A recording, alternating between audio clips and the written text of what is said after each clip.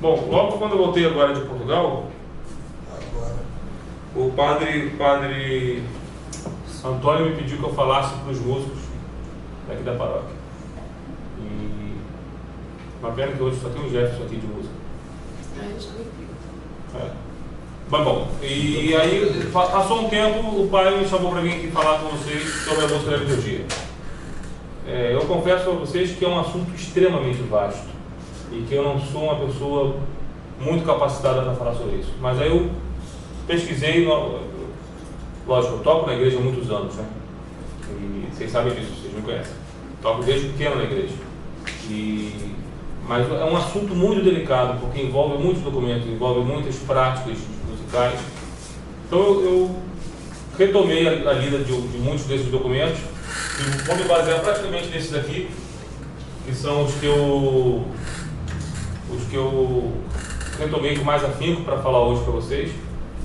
É interessante notar que muitas das coisas que eu pensava antes de ler, de ler ou de reler esses documentos, estavam escritos neles. E muitas das coisas que um documento fala são repetidas pelo outro, né? Quer dizer, o assunto, apesar de ter um enfoque novo, por exemplo, o mais antigo é o Tralles Solicitudine, não sei se a pronúncia do latim seria melhor essa, de São Pio X, que é de 1903. Esse documento é excelente, é um documento pequeniníssimo, deve ser umas 5, 6 páginas, assim, é muito pequeno, e é excelente. Ele coloca, já chega numa parte que ele coloca o documento como, assim, esse documento tem caráter de lei, tudo que eu falo nele aqui é lei. E bom, a gente vai ver que esse documento é retomado muitas vezes por outros. Lógico, em 1903, a vida musical da igreja era completamente diferente da de hoje. Primeiro porque o mundo era diferente mesmo. E segundo porque não tinha o Concílio Vaticano II não tinha acontecido ainda, foi só na década de 60. Então, as missas eram todas em latim, o povo cantava quase que exclusivamente o gregoriano. E bom, mesmo assim ele vai falar de abusos da época ou de erros. A gente fala assim, pô, passou mais de um século e não se resolveu isso ainda. Bom, e uma coisa que é interessante desses documentos, que eu acho que unifica, todos apresentam, entre várias coisas, que o gregoriano é o canto modelar na igreja até hoje. O canto é tão melhor quanto mais parecido com o gregoriano ele é. No fundo a gente pode resumir nessa frase que os documentos falam. O canto para a missa, para a celebração litúrgica, ele vai ser... Como é que a gente sabe se ele é bom ou se ele é ruim? Se ele tem características do canto gregoriano ou não. E depois a gente vai falar um pouco dessas características. Esses documentos, quem tem interesse, eu posso depois passar os nomes, e desses e de vários outros, né? Muitos deles tem na internet. Você pega de graça no site do Vaticano, pega em PDF. Acho que esses aqui todos são traduzidos por português. E o que não tiver em português está em espanhol, bem facinho de ler. Tem um livro da CNBB, da Paulus, que eu tenho esse livro, mas está emprestado, que é esse, que é um livro que tem vários documentos da igreja. E bom, tem uns que são pequenininhos, como aqui eu mostro para você, que vende na Paulus, vende na Nike, quer dizer, e sai, é baratinho. Tá? Bom, primeiro eu gostaria de contextualizar um pouco a música, como a música era vista no Antigo Testamento, o que o cristianismo aproveitou dessa tradição do Antigo Testamento, e o que a igreja hoje, depois de tantos anos de igreja, como é que isso foi se passando. Né? Se a gente for analisar os livros da Bíblia, eu não trouxe nenhuma passagem específica, porque tem muitas, são muitas passagens do Antigo Testamento e do Novo Testamento que falam de canto e que falam de música no modo geral. Se a gente for pegar desde Moisés, a gente vê na passagem que Moisés atravessou o Mar Vermelho e aí ele cantou o hino. Ao Senhor quero cantar, pois brilhar a sua glória, precipitou no Mar Vermelho o cavalo do cavaleiro, aquele hino que a gente canta, o famoso hino que a gente canta na Páscoa. Também, mais ou menos não, nessa mesma época, Maria, que é a irmã de Moisés, também entoa um hino. A gente tem depois o relato da torre de... Como é que é o nome? Babel. Não. quando vai as muralhas de Jericó. Isso. Que eles vão tocando, e quer dizer, aquela música é a parte essencial da vitória do povo na derrubada das muralhas. E depois a gente tem um ápice do Antigo Testamento, do canto litúrgico, que são os livros dos Salmos, que é o livro dos Salmos. No livro dos Salmos a gente tem 150 cânticos, não são poesias, não são simplesmente textos inspirados, mas são cânticos que tinham regras, muitas das regras do modo de cantar foram instituídas por Davi, pelo rei Davi, e a gente tem um relato no próprio livro, o relato escrito, né? A gente não sabe como soava aquilo na época, ninguém sabe como soava antes de Cristo aquele salmo, mas tem, para cantar ao fundo do instrumento tal, para cantar conforme a melodia do outro salmo tal, isso tudo tem as instruções de Davi ou do mestre do canto, né? A gente percebe que o canto, e tem uma particularidade do salmo que sempre me intrigou, eu gosto muito do livro dos Salmos. O livro dos Salmos, eu li uma vez, eu nunca fui confirmar se isso é verdade, mas eu acredito que seja verdade isso. Acho que um exegeta pode confirmar isso melhor do que eu. Mas o que eu li é que o livro do Antigo Testamento mais citado no Novo é o livro dos Salmos. E deve ser, né? Depois que a gente vê. Mas de qualquer forma a gente vê que aqueles salmos, eles eram proféticos. Tem vários salmos que falam da vida de Jesus, quer dizer, tem vários, eles são de uma riqueza literária, mas infinitamente maior do que as nossas músicas católicas. Infinitamente maior. No meu fraco julgamento. Você tem cânticos que são de louvor, você tem cânticos que são de súplica, você tem cantos que você fala, poxa Deus, você não está me tratando como ovelha indo para um matadouro. Você tem que parar de tratar a gente assim. Imagina uma música católica tocando, sei lá, na rádio catedral, falando assim, Deus, me para de tratar assim, que pô, assim não dá, assim a gente não aguenta.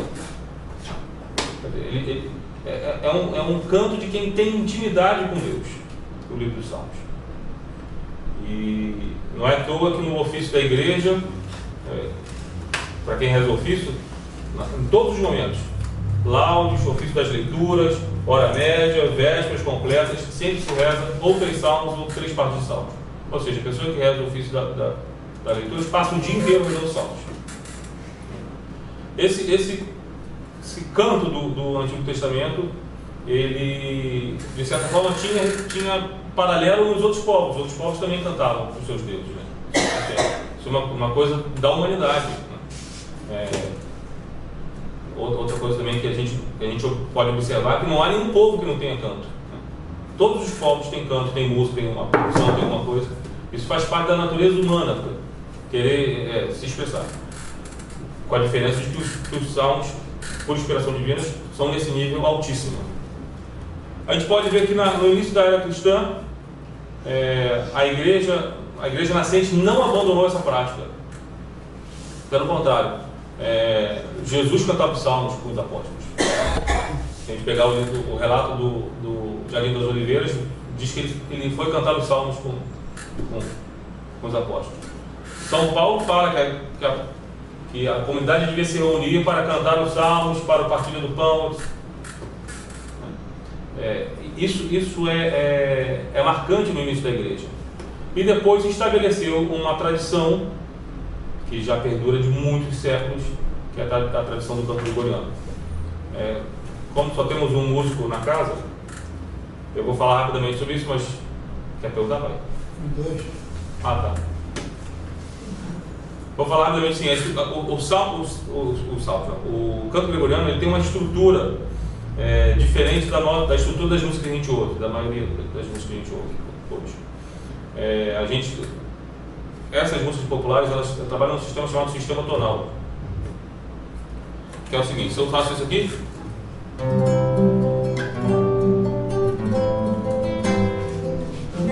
eu vou ter algum acorde, que é esse, que a gente chama de dominante, porque ele realmente domina mesmo. Quando eu ouço esse acorde, eu espero ouvir isso depois. Desculpa. Aí a gente espera ouvir isso. Eu ouço isso. E o compositor trabalha com essa expectativa de saciar essa expectativa ou de aumentá-la ainda mais. E é nesse jogo que a nossa música tonal vai trabalhando, de criar uma expectativa, sacia essa expectativa, cria mais expectativa, depois assim. O canto gregoriano ele é diferente. Quando você pega, é um sistema chamado sistema modal, do qual todas as notas têm pesos iguais. Elas não têm uma atração de uma nota para outra. Quando a gente pega Adoro-te, devo-te, latens deitas, que subis figuris verelatitas. Uma nota não atrai a outra, elas estão todas no mesmo pé de igualdade. Esse canto gregoriano perdurou por anos na igreja. E é uma coisa interessante porque ele de certa forma criava um distanciamento do que era profano e o que é sagrado. A pessoa, quando entrava na igreja, ela percebia, o canto ajudava isso, ela percebia que ela estava entrando em algo sagrado. Por quê? Porque aquele canto era diferente, o ambiente sonoro era diferente. É uma pena que a gente perdeu essa prática, porque eu acho que hoje seria muito mais importante a gente entrar na igreja e ver que ali é o sagrado. Que aquilo é diferente do funk que toca ali no morro, é diferente do pagode que toca não sei onde no bar, é diferente do, sei lá, de qualquer outra música. Eu sou músico, não estou falando mal de música nenhuma, mas o que eu estou falando é como seria bom chegar na igreja e notar assim, isso aqui é completamente diferente. É completamente diferente. E foi isso que a igreja conseguiu fazer através dessa tradição de canto gregoriano. Lógico, surgiram outras músicas. O São Pio X, naquele documento que eu falei no começo de 1903, ele coloca o Palestrina, não sei se vocês conhecem o Palestrina, é um grande compositor. Fez várias obras sacras. Coloca ele também como um modelo de obra polifônica para tocar na igreja, apesar de que o ideal é o canto gregoriano. Mas todos os grandes compositores, fossem eles cristãos ou não, escreviam música sacra. A ausência do compositor em escrever música sacra é muito recente. O Papa João Paulo II vai falar isso na carta aos artistas dele, né? que o mundo moderno foi se afastando da religiosidade, e uma constatação disso é ver que a dificuldade de que os compositores escrevam obras sacras, né? E o Papa vai dizer que a igreja precisa do artista, mas também o artista precisa da igreja. Bom, dessa tradição de canto polifônico, a gente pode fazer um paralelo e imaginar o nosso dia de hoje, que eu já antecipei aqui, né? A gente vive num mundo completamente ruidoso, barulhento, do qual a música muitas vezes ela perturba, porque até pouco tempo atrás a gente não tinha música mecânica, a gente não tinha um som que tocasse música.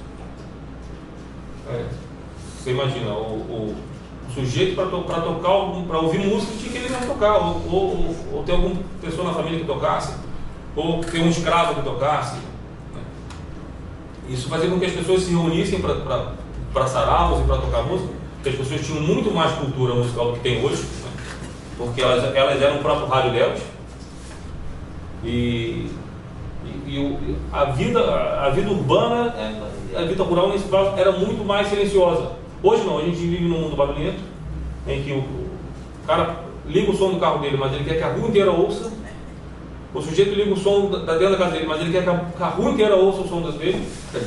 É nesse mundo que a gente vive. E para piorar isso, a gente tem o que é chamado música de massa, que é a dominação cultural de grandes meios de informação. Ou seja, a gente sabe que a sua música pode ser ruim enquanto for, mas se ela tocar na novela, ela vai fazer sucesso. Sua música pode ser péssima, mas se ela for pro Faustão, eu sei lá, estou usando novela Faustão, eu nem acompanho essas músicas, mas isso é fácil de constatar. Eu tenho um amigo que namorou durante um tempo uma produtora de uma grande empresa dela, não sei se é EMI ou alguma coisa assim, uma grande gravadora. E ela estava preocupada porque vinham diretores estrangeiros para cá para o Brasil e tinham 3 músicos, 3 bandas que não tinham feito sucesso. Aí ele falou para ela assim: pô, 3 bandas? O trabalho que vocês têm imenso. Não está ruim não, assim, quer dizer, 3 não fizeram sucesso, o resto fez. Para você não está entendendo. Quando um grupo não faz sucesso, é porque não houve divulgação suficiente. Esse é o mundo que a gente vive. A gente vive num mundo muito barulhento e com muita massificação. Tudo bem. Entendendo isso,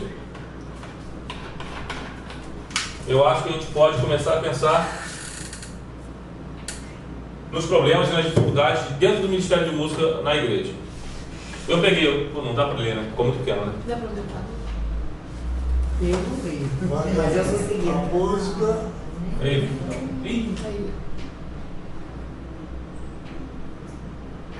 Chegou. Tá, eu peguei 7 frases soltas desse documento. Vocês não precisam ficar lendo, porque eu vou ler rapidinho e comento. Tá? Tá de vários desses documentos, como eu falei, essas informações se repetem. De problemas. Lembra quando a pessoa, sabe quando a pessoa fala assim, olha, eu vou falar de problemas, mas esses problemas. Isso, Eu vou falar de problema, mas esse problema não é daqui da nossa paróquia, não. Esse problema é lá da outra galáxia. As pessoas falam assim, não é isso que eu vou falar. Esses problemas todos eu separei porque eu acho que acontece aqui na Santo Cristo. Até o pai fala. Entendeu? Eu separei os problemas que eu acho que acontece aqui no Santo Cristo. E ficaria muito grato se vocês depois dissessem o problema que acontece comigo quando eu toco. Quando eu toco na missa, os meus problemas eu não vejo. Se eu ouvisse, eu resolvia. Então vamos lá.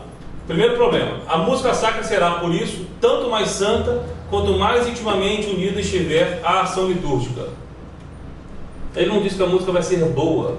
Isso foi o Sacrosanto Conselho. Ele não diz que a música vai ser boa, diz que a música vai ser tanto mais santa, quanto mais unida estiver à ação litúrgica. Acho que não precisa comentar muito isso. Ou seja, a gente está no momento da comunhão. O sujeito tem que tocar uma música própria para aquele momento, que leve as pessoas àquele momento. Eu estou no ato penitencial, a pessoa tem que tocar uma música que leve a pessoa à penitência.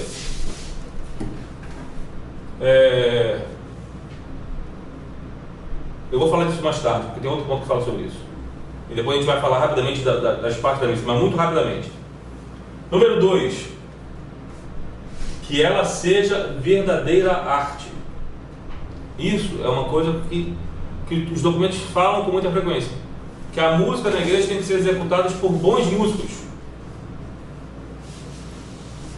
O documento da CNBB, que é um dos mais recentes, que é esse documento de 79, ele vai falar o seguinte, que é um subsídio para a música litúrgica no Brasil. Fala que no Brasil não é um problema.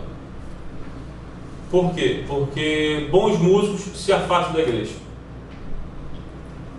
E a igreja tem que trabalhar com o que ela tem. Tá bom, a gente entende isso, né? Sem falsa modéstia, eu vou dizer, graças a Deus que a gente tem um Jefferson, que a gente tem um Fernando, que estudam música e estão aqui no Santo Cristo.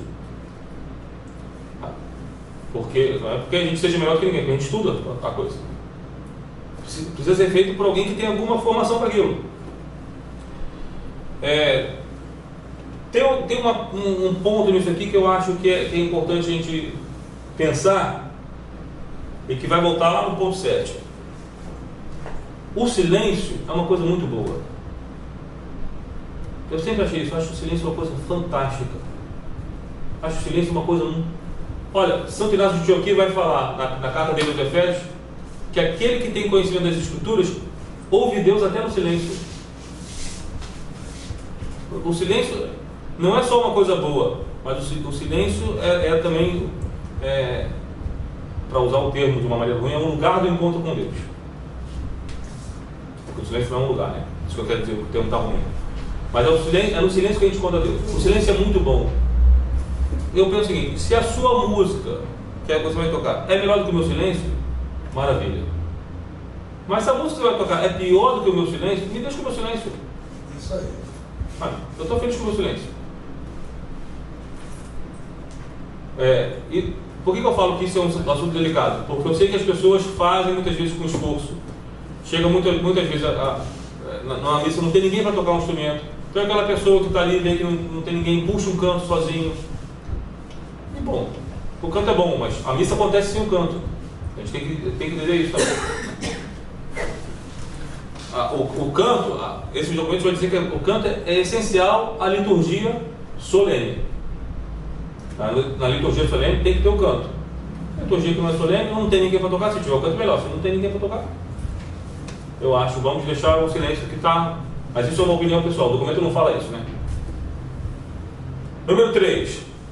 O texto litúrgico tem que ser cantado como se encontra nos livros aprovados, sem repetições indevidas, sem deslocar as sílabas, sempre de modo inteligível.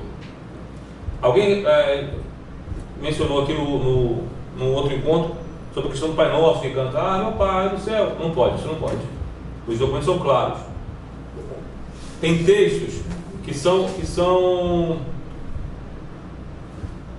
como é que fala? Tem textos que acompanham, tem cantos que acompanham uma ação litúrgica. Tem outros cantos que eles são a própria ação litúrgica. Por exemplo, o santo é a própria ação litúrgica. Santo, Santo, Santo, Senhor Deus do Universo. Não pode cantar um canto que tem outra letra, ainda que ele seja bonito. O Glória também, né? O Glória também. Eu celebrarei, não, Senhor. Não é isso, o texto litúrgico não é esse. É bonito, mas não é um canto para missa. É bonito para a gente ouvir fora da missa. Fernando, então a música é como a leitura, tem que ser bem feita. Com certeza. Porque se a leitura é mal feita, é como a música é mal tocada. Fica inteligível, ininteligível. Fala. Eu li uma vez, se na celebração houver só um canto, que esse canto seja do santo. Eu também já ouvi isso. O documento da CNBB vai falar uma coisa que eu nunca tinha ouvido antes. Eu até perguntei para aquele rapaz que veio aqui no dia que eu não vim. Gerson. Perguntei para ele, o documento da CNBB tem peso de lei? Tem o quê? Peso de lei? Por quê? Porque a CNBB não é hierarquia. Não é. Mas ele falou que tem. Porque o Código de Direito Canônico prescreve que algumas coisas são as associações, como é que fala? Associações de bispos. Conferência de bispos. O concílio faz isso também. Algumas coisas ela deixa a conferência. Isso. Exatamente. Dizer. Sim. Mas ele falou que tem que ver. Tem algumas coisas que... Esse documento do CNBB vai dizer que 5 cantos não devem deixar de ter nunca. Eu não sei nem se eu lembro dos 5, porque são 5 que a gente nunca canta. O Salmo, eu posso achar depois aqui, eu estou com o livro. Mas é o Salmo, que são as aclamações. Salmo, aclamação ao Evangelho, o Santo, não, o Glória não fala. O Santo, aquele eis o mistério da fé, que vem depois daquilo, e que tem depois, lembrei sim, o que tem depois do Pai Nosso na oração de alcoolismo, que é Vós é o Rei, o poder e a glória para sempre. O documento diz que esses 5 tem que ser cantados sempre. Depois do embolismo? Vós é o Rei, o poder e a glória para sempre. Esse é cantado? Tem que ser Sempre. cantado. Segundo o documento, sempre. Fala. Me explica que embolismo é aquela oração que faz logo após o Pai Nosso. Oração de... Muitas vezes as pessoas sabem que o Pai Nosso não pode ter o amém. Inclusive eu ia falar sobre isso, já que você falou, eu vou pular essa página. O Pai Nosso não tem o amém porque o Pai Nosso é continuado. Fernando, e se, por exemplo, cantar a música do Pai Nosso e depois rezar o Pai Nosso, está errado? Eu não sei julgar se está errado. Eu acho que pelo menos não... Tem coisas, mãe. Eu acho que está errado. Não vou dizer que está, porque eu não tenho certeza.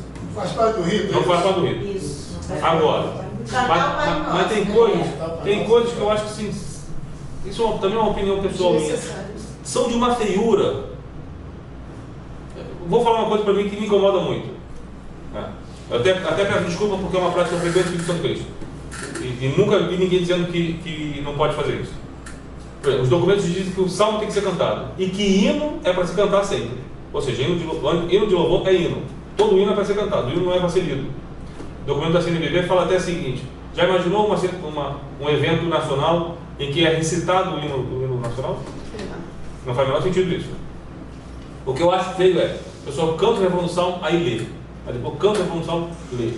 Canta o refrão do salmo, lê. Eu acho que a melodia do refrão pode ser linda, mas aquilo me soa, sabe o que é aquilo? Florentina, me parece aquilo. Porque tu me seduz, eu estava fazendo assim, eu tinha essa Florentina. Quer dizer, no meu julgamento estético, que ninguém precisa se se guiar pelo meu julgamento, aqui não vira um pastiche aquilo. Porque canta o refrão, lê, canta o refrão, lê, canta o refrão, lê. Eu acho que Fica feio. acho que fica feio. Acho que você não tem condição de cantar, De tudo. lê todo. Mas eu também assisti uma palestra do Padre Joãozinho há muitos anos atrás, mais ou menos em 1415. O Padre Joãozinho falava que o músico católico aprende a compor através dos salmos. Ele falou, pega os salmos e faz uma música. No domingo seguinte faz outra, não faz a mesma música, faz outra. No outro domingo faz outra. Bola isso. E a pessoa vai ganhando a manha de como fazer. Né? Eu posso depois falar dos salmos, mas eu particularmente gosto de nos salmos usar um pouco daquele sistema do canto gregoriano, que não tem peso de uma nota para outra. Aquilo me leva mais a meditar. Mas vários documentos falam que está escrito no número 4. Eu tirei esse da CNBB, eu botei esse errado, mas é o da CNBB. Continua se cantando, ele diz que um problema da liturgia, da música na liturgia no Brasil é que continua se cantando na liturgia qualquer música religiosa, catequética ou de mensagem, em vez de se cantar a liturgia. Vários documentos falam isso, que não se canta na liturgia, se canta a liturgia. Se a pessoa vai lá para cantar uma música, simplesmente ela acha bonito, mas aquilo não faz parte da liturgia ou não está inserido, ela já está cometendo um erro por aí. E número 5 é similar a esse. Não se faz a distinção entre música sacra e música litúrgica, entoando cantos que não são próprios para a celebração. Eu vou dar um exemplo para vocês de uma igreja que eu tocava e que eu era obrigado, no tempo do Advento, a cantar uma música do Alceu Valença. Essa música porque o padre manda, o músico ali, o padre fala, eu tocava. Mas o Alceu Valença fez uma música chamada Anunciação, que, se a gente parar para pensar bem, é a Anunciação do Ângelo de Maria. Sabe qual é a música, né? Das mais leves das paixões que vem de dentro, eu te anuncio nos sinos das catedrais que tu virias numa manhã de domingo.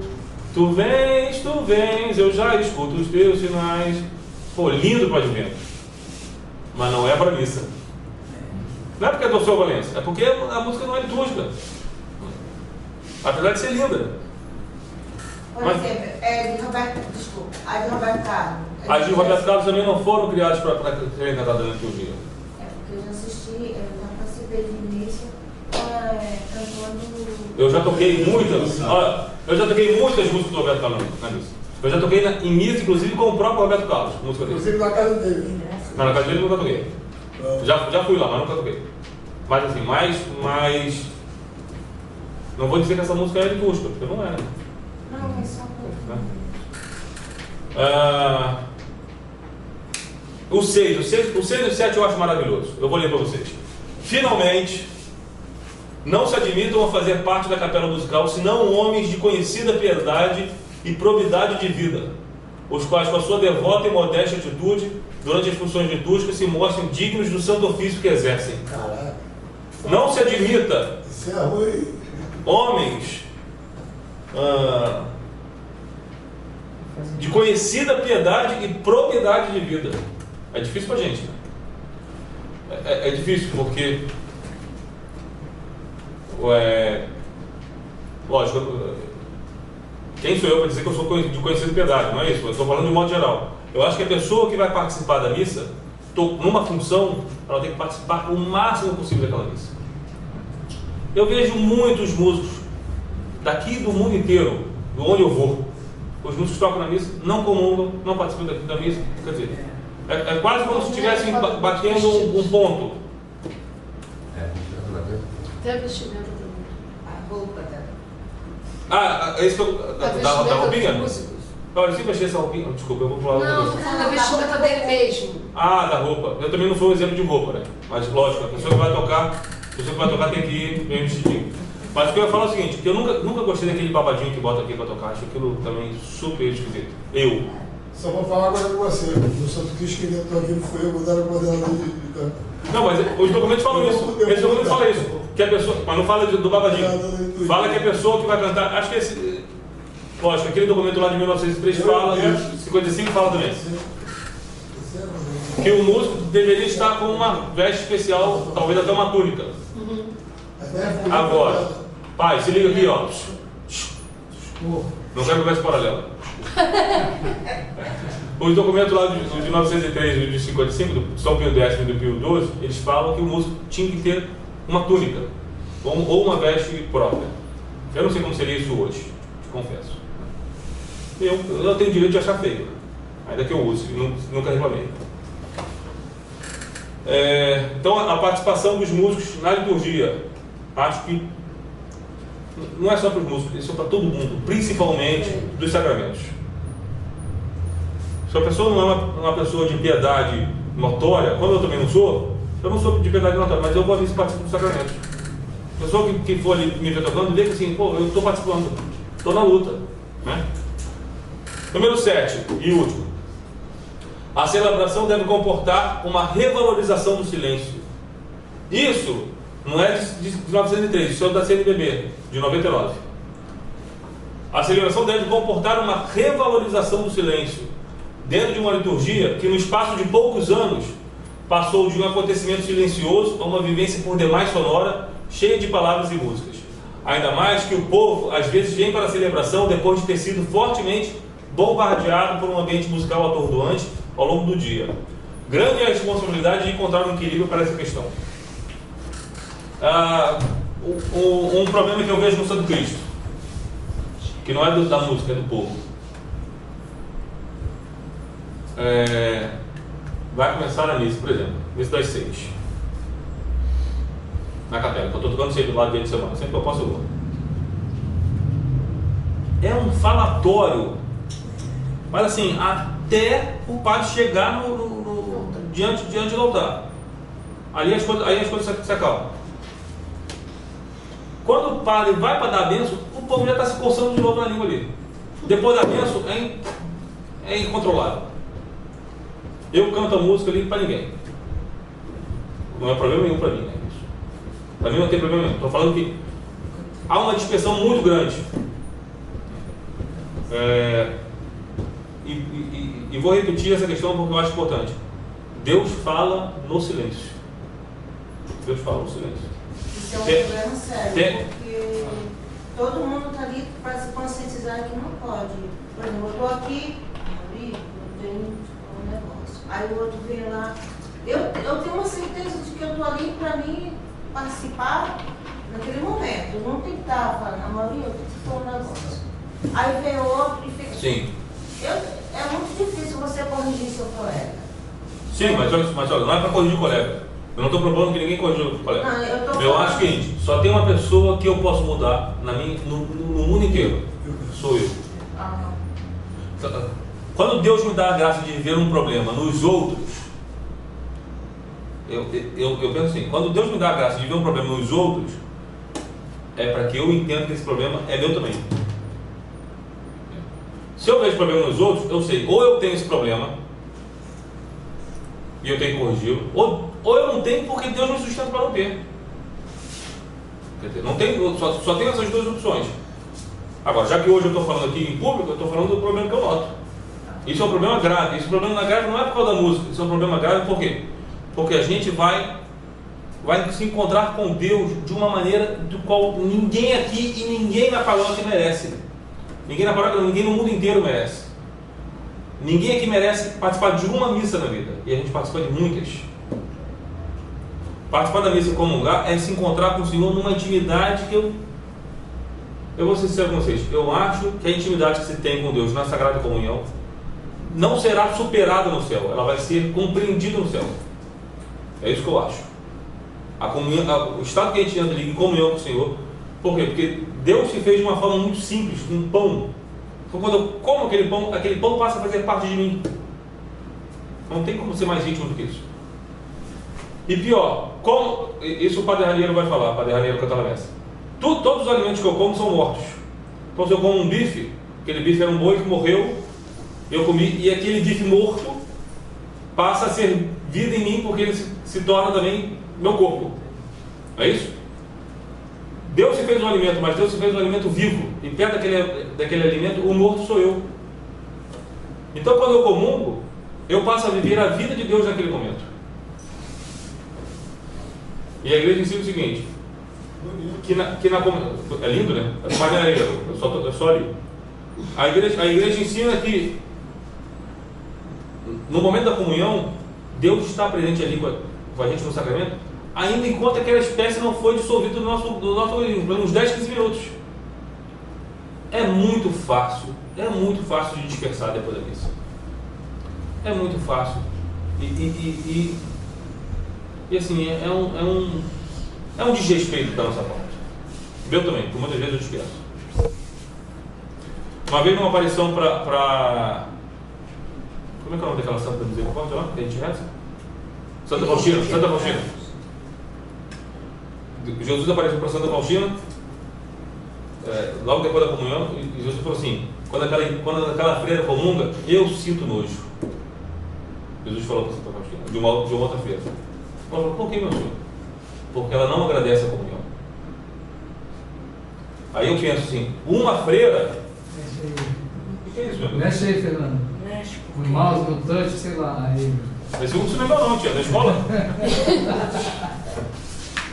Aí eu fico pensando assim, se Jesus sente nojo de uma mulher que dedicou a vida para ele, porque ela não agradece, o que vai ser de mim se eu não agradecer a comunhão? E para finalizar isso, eu estou ouvindo um curso que o rapaz fala o seguinte: a gente aprende a ter vida espiritual, só se aprende a ter vida espiritual através da comunhão. Porque é na comunhão que a gente começa a ter intimidade com Deus para aqueles 10, 15 minutos. A vida espiritual é a gente conseguir reproduzir, longe da missa, porque eu não estou na missa o tempo todo, longe da missa, aquela devoção, aquele ato de piedade, aquele ato de fé que eu tenho durante a missa. Isso é vida espiritual.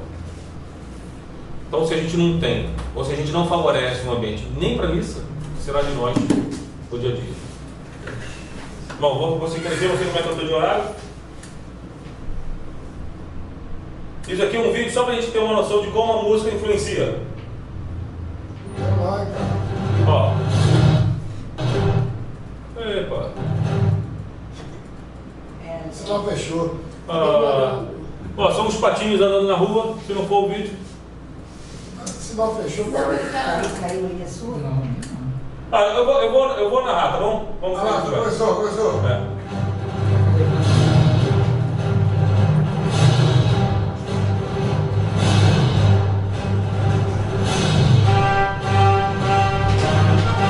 Lógico, botaram o Darth Vader pros patinhos. Parece que eles são os patinhos do mal. Aí o cara botou outra música agora pros patinhos, ó. Outra cena.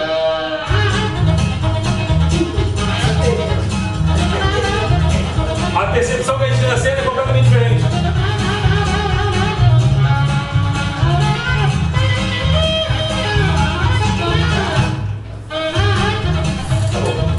tocar pro lado errado. Isso aqui, eu peguei no YouTube, esse videozinho. Só pra gente ter uma noção de como a música influencia a nossa percepção das coisas. Eu também li uma vez que quando filmaram o primeiro Star Wars, já que tocaram a música do Darth Vader, quando filmaram o primeiro filme da série, o George Lucas, que era o diretor, ele era um novato, né? Ele não tinha a fama que ele... nem nada, não tinha fama nenhuma. Aqueles atores todos que ele lançou, Harrison Ford, ninguém era conhecido ali. E eu li que os atores filmavam aquilo e iam pra casa deprimidos. Porque eles falavam assim, nós estamos filmando o filme mais ridículo do mundo. Porque aquilo é ridículo mesmo, um cara vestido de preto, um monte de gente vestida de branco, nós vamos invadir coisa. Realmente, ele em si é muito ridículo. O que fez o filme ser um grande filme, entre outras coisas, foi a trilha sonora. A trilha sonora, que aliás também é de John Williams, é outro John Williams. O senhor falou que o John Williams no começo, é o outro John Williams que é compositor de trilha. A trilha desse filme é magnífica. Então, quando é do Darth Vader, com aquela marcha tocando pam pam pam pam param pam param, a gente já sabe, opa, alguma coisa vai acontecer. Por que eu botei isso? Porque eu vou falar agora para encerrar, tentar dar uma pincelada na escolha do repertório no momento litúrgico. Consegue ler? Puder aumentar um pouquinho.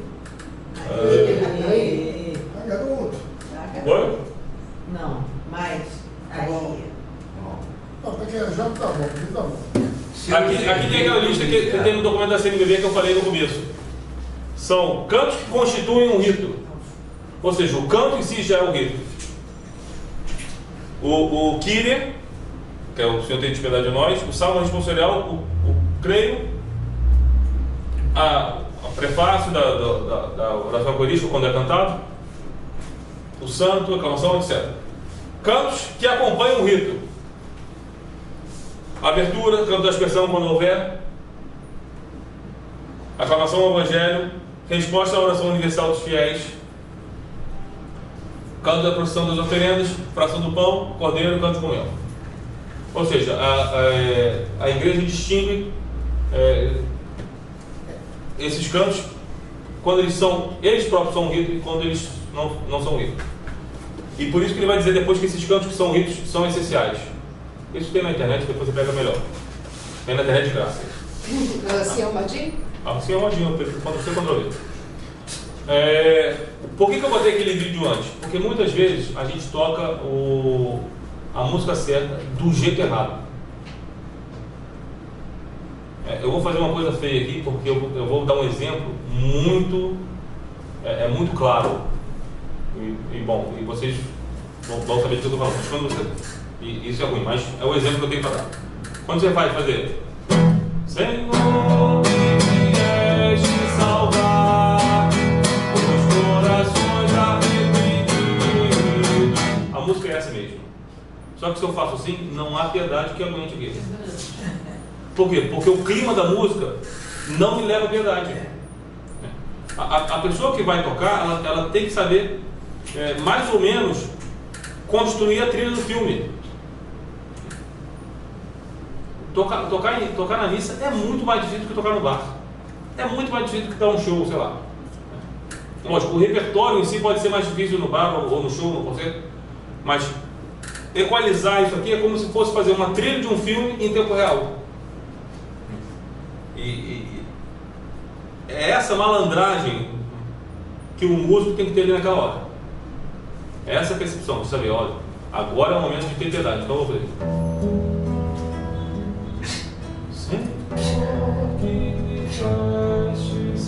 Já é outro clima. Apesar de eu estar rouco aqui, já é outro clima.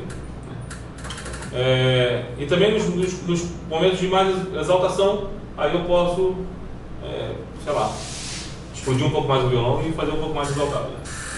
Então vamos lá, eu vou tentar pincelar rapidamente as características principais desses cantos. Isso é muito mais detalhado nos documentos.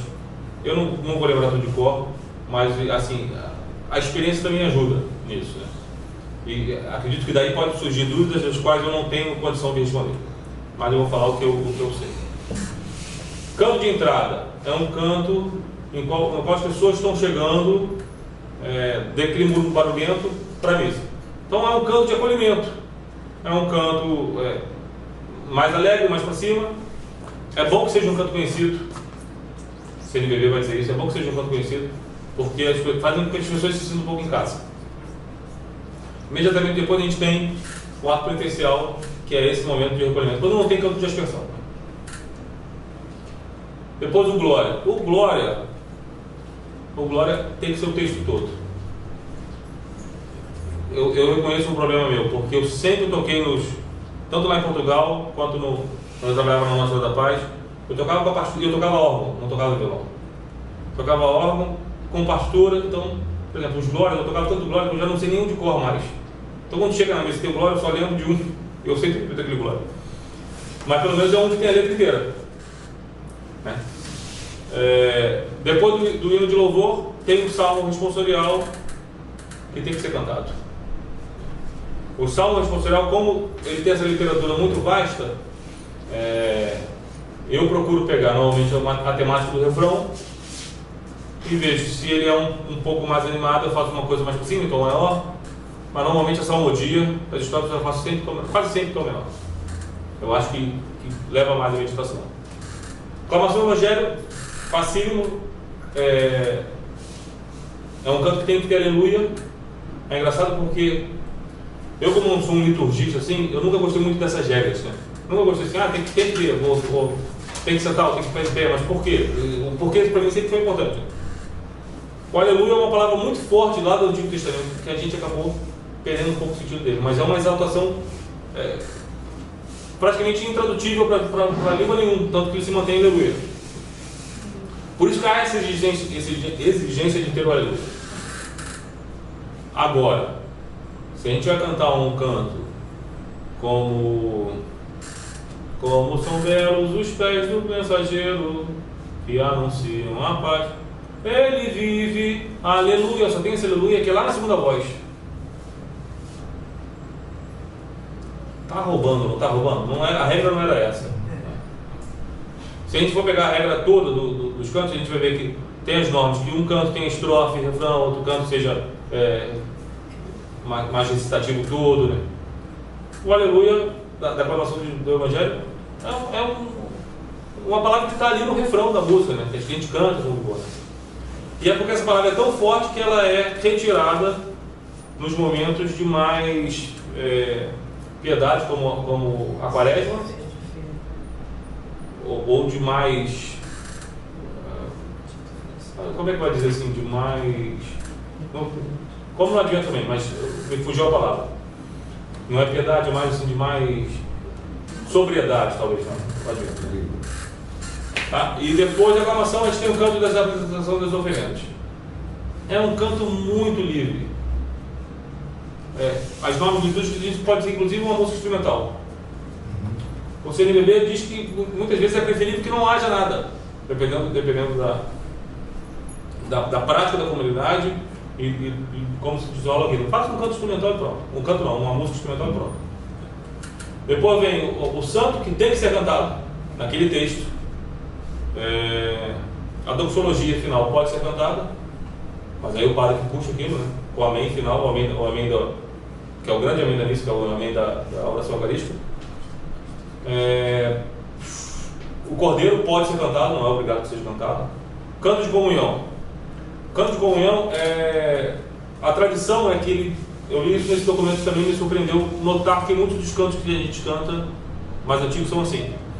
A tradição do gregoriano diz que tem que ser um texto bíblico no refrão e textos meditativos ou parte de salmos nas estrofes.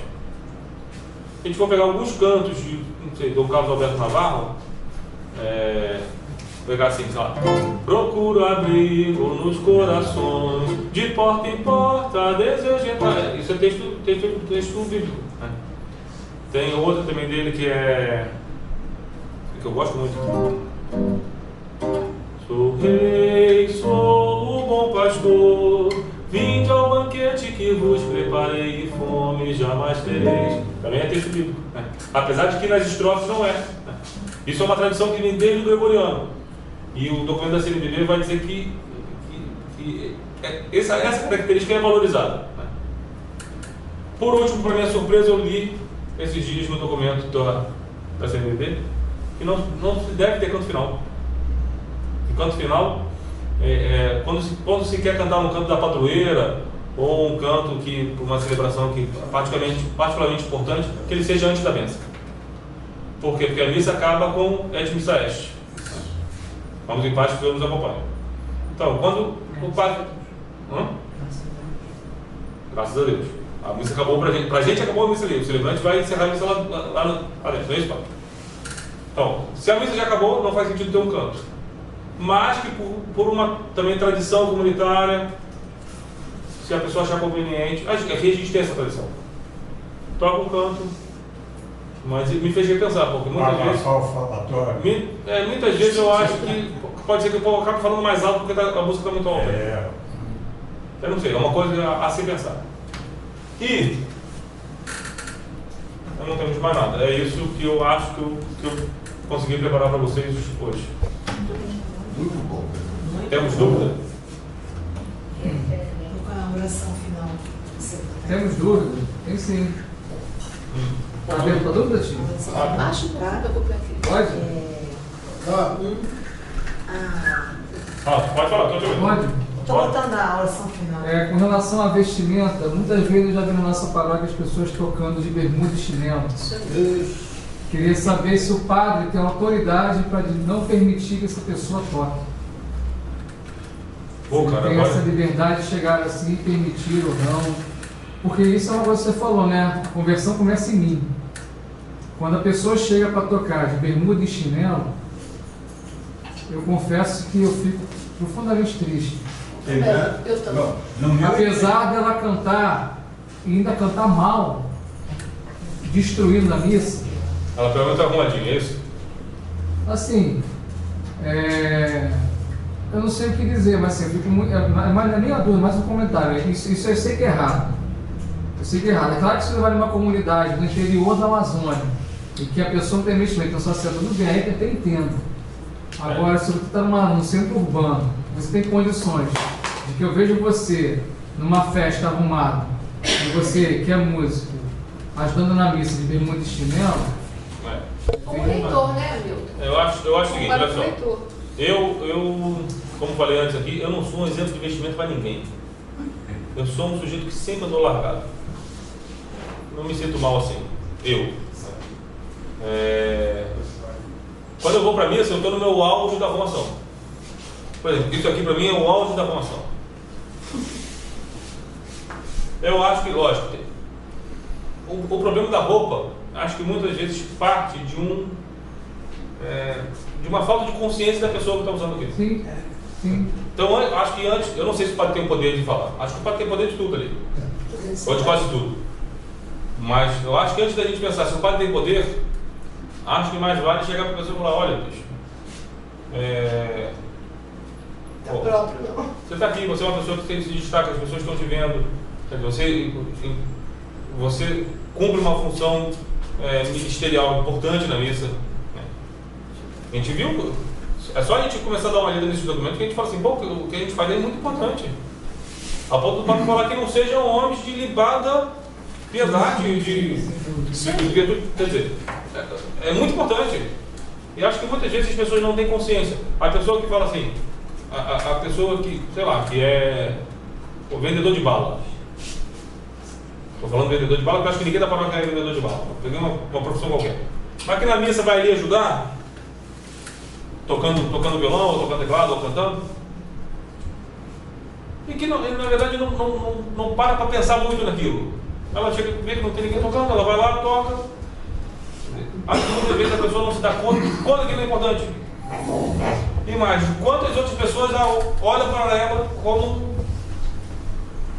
não sei, talvez como uma referência. Seria, Uma pessoa- quer comparar com o leitor? O leitor também deve... O leitor também. Vestido... O leitor também. Mas olha só, tem pessoas... Tem pessoas que vão, por exemplo, de bermuda, porque acham que a bermuda está bom dia. Acha na cabeça dela. Essa pessoa que vai de bermuda, se ela for chamada para tocar na minha boda de ouro, ela iria de bermuda?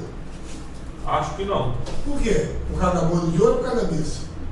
Da boda de ouro. Por causa da boda de ouro. Qual é o mais importante ali? Olha só, o mais importante é a missa. Mas olha só, a gente não pode esquecer o seguinte, olha só. Eu acho que o senhor está certo. Mas a roupa cumpre um papel social que a gente também tem que considerar. Eu, por exemplo, quando eu vou tocar numa boda de ouro, eu vou de terno. Mas eu, para missa, eu não vou de terno. Se eu vou tocar num casamento, eu vou de terno. Mas você não vai de bermuda. Não vou de bermuda, mas eu estou falando. Antes da... Não, Fernando, eu só quero a justificativa por que de bermuda. Se é o calor, imagina o padre todo parlamentado, aquela casula, aquela túnica. Coitado, o mestre até nem tanto que ele usa uma roupa pequenininha. Agora imagina o diácono. Pô, todo arrumadinho. Os coroinhos. Dos coroinhas. Uma igreja que não tem, por exemplo, ar-condicionado. Nós temos. Mas eu participei de missa ali como mestre, que a gente sentava do lado de cá, na época de entrevista, pegava o sol das 9 horas da manhã, que era bravo. Não tinha aquela varanda. Não tinha aquela varanda, pegava o sol na cara, que era bravo. Isso lá para 1990 centavos. Eu acho que o problema não se trata disso. Eu acho o seguinte: você não precisa vestir a tua melhor roupa para ir para a missa. Não precisa. Mas você precisa estar dignamente vestido. Sim. Eu acho que você ir de sandália, chinelo de dedo, e de uma bermuda e camiseta, como eu já vi, eu acho que não tem dignidade de celebração. Não é? Se o cara é um cara paupérrimo, tudo bem, é uma outra história. Mas o sujeito tem que ter, pelo menos. Eu sou do tempo que se botava uma roupa nova, quando você era garoto, botava uma camisa nova e dizia o que da tua camisa? A camisa da onde? Da missa. Da missa. Mas quando eu falei, amor, com o leitor, é a cobrança que a gente faz com o leitor, não é? A gente não. Enquanto a liturgia que está organizada responsável pela missa, a gente olha, roupa curta, decotada, né? Eu Então, sou acho que Felipe Claramente contra a pessoa que vai trabalhar, inclusive na coleta do meu donativo de bermuda. Pois é, por para isso que eu fazer estou comparando. leitura de bermudão. Eu sou contra, pô. Eu também sou contra, pai. Eu também não acho certo. Olha Eu só. sou contra Não é isso isso. mesmo. Então eu digo que é contra, não vem me enrolar não, porque eu fico. Não estou enrolando. Estou querendo dizer que é o seguinte. Estou querendo dizer o seguinte. Você me respondeu já. É, o que eu estou querendo dizer é o Agora seguinte. vou para a segunda. Ele tem outra, ele tem Não, gente, outra. só concluir o seguinte. O que eu estou querendo dizer é o seguinte. Eu acho que antes da gente levar uma coisa, pensar na autoridade, antes de se pensar na autoridade, a gente tem que falar com a pessoa. Sim. É isso que eu acho também. Eu também sou contra. Sim. Segundo, é responsabilidade do Ministério de Música cuidar, arrumar todo o som da igreja antes da celebração. A maioria das paróquias, Olha, o documento da CNBB diz que um dos problemas são as aparelhagens de som. Na igreja do Brasil, de modo geral. Se na igreja do Brasil, de modo geral, assim, eu acho que o Santo Cristo deve estar entre os piores sons do mundo. O som do Santo Cristo é muito ruim. Não, mas eu falo assim, Desligar. por mais que seja ruim, a pessoa, o ministério, eu não gosto de falar de ministério, porque não é ministério, né? Só tem dois ministérios na igreja. Não é instituído, então. Ministério da Então igreja nunca é tem dois. ministério de música. Não, mas os documentos chamam de ministério. O É. documento da igreja só tem dois ministérios. Acolitato e leitorado. Tudo bem, eles chamam de ministério O de que chama é um livro que pode chamar de Ministério de Música, mas não é Ministério de Música. Mas se você arrumar, se você vai lá, afina seu microfone, afina seu Só tem instrumento, dois ministérios. você no microfone, você também tem que cuidar dos microfones, dos leitores e do padre. Isso pode ser função de você que é o músico. Não, eu não diria que isso é função do ministro do ministro de música ou do músico. Mas isso pode ser acordado com a igreja, isso é tão fácil de fazer. Eu acho que não é função dele. Tá. Você não Eu nunca fiz isso. Eu chego na igreja, eu ligo meu som. Muitas vezes, por exemplo, a missa de dia de semana. Muitas vezes eu chego lá em cima da hora, ligo o som quando dá, o Benjamin me ajuda. Ligo, o som está sempre ruim. Eu e o Benjamin Paulo. E muitas vezes a gente vai acertando ali no meio da missa. Ah, então Mas olha só, isso é por uma dificuldade porque é a missa do dia de semana. Eu acho que no domingo é o dia do Senhor. Domingo tem que se parar tudo. O certo seria isso: para-se tudo para a missa e para estar com o Senhor. O resto é acessório. Missa de domingo, o ministro tem que chegar lá cedo, ver o som, testa, está funcionando, tá, espera aquele povo falador chegar. Quando o povo falador chegar, toca uma música, faz um ensaio para o povo já entrar em oração. Explica que aquele ensaio tem dois objetivos. Eu sempre explico isso: que é para aprender as músicas da missa e para que o coração já vai se aclimatando com a missa. Por quê? Porque quando a missa começa e o povo vem naquele falatório, quer dizer, é um choque que o povo não aguenta.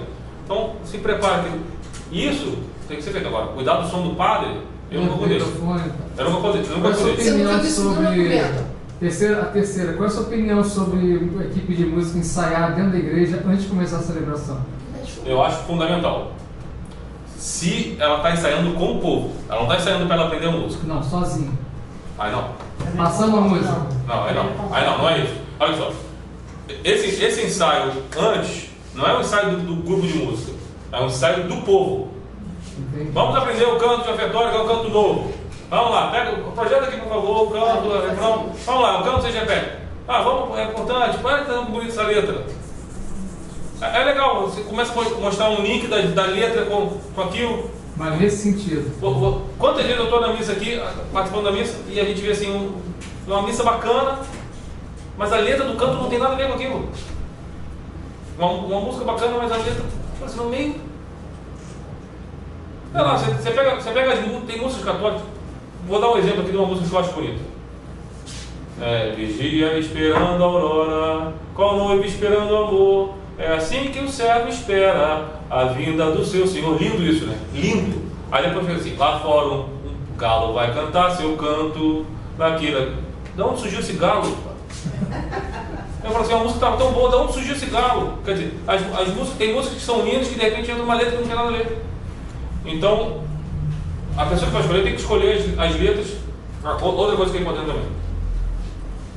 Praticamente todas as celebrações, todas, sem exceção, tem missas prontas, são tradicionais da nossa cultura brasileira. Tem do Frei Clabrete, Dom Carlos Alberto Navarro, Santini, esses caras todos aí fizeram músicas prontas. Então, sei lá, Jesus Cristo, Rei do Universo. Tem aquela música ali que todo mundo vai cantar, o povo conhece. E que está de acordo, está falando daquela leitura. Então, isso é um tesouro, eu acho que não se pode perder. Pegou aquilo, sabe o povo, olha, presta atenção nessa passagem, o Evangelho vai falar sobre isso. Entendeu? Quer dizer, chama até a pessoa. Você começa, exatamente, começa a conectar a pessoa na missa que vai acontecer daqui a pouco. Obrigado. Eu que Isso aí.